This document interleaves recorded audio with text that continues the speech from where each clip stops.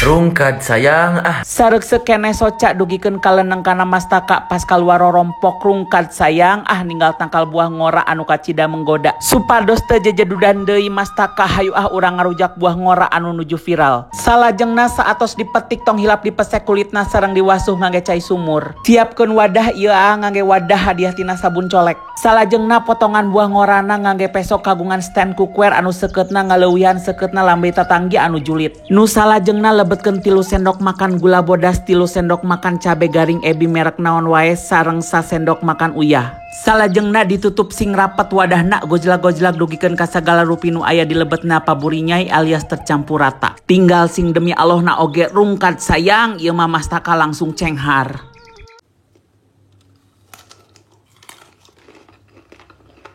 Upami disimpen 30 menit tiasa dugi kacikruh kieu sumangga wilujeng nyobian.